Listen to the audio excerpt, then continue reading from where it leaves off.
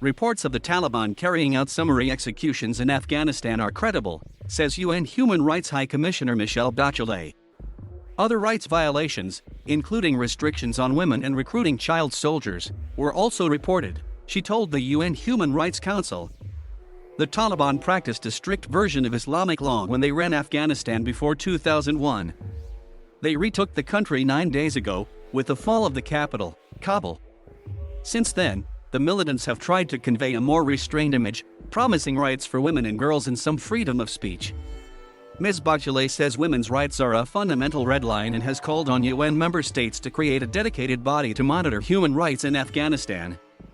China's UN envoy said the U.S. military and other international forces should be held accountable for rights violations committed during their time in Afghanistan.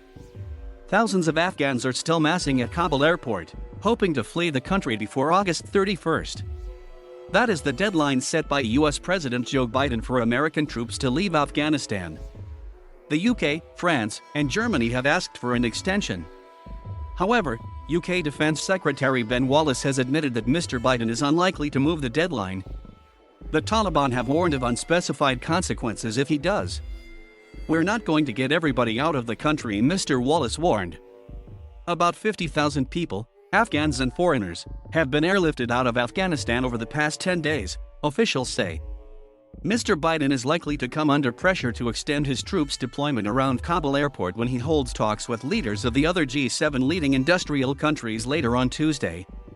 Without the U.S., which currently secures and operates the international airport, UK government ministers say evacuations from the airport cannot continue. Thousands of people, including British citizens, other foreign nationals and Afghans eligible for resettlement abroad, are still waiting to get out. When you leave your country, your people, especially your sister, your brothers, your mother, your everyone, because of those things I was sad, but now I am happy in the UK, he said. Even before the Taliban retook control, more than 550,000 people had been forced to flee their homes this year due to fighting, according to the UNHCR, the UN Refugee Agency.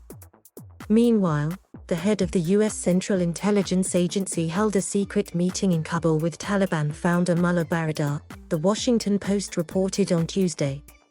If confirmed, it would be the highest-level meeting so far between the U.S. and the Taliban since the fall of Kabul and the removal of the U.S.-backed government.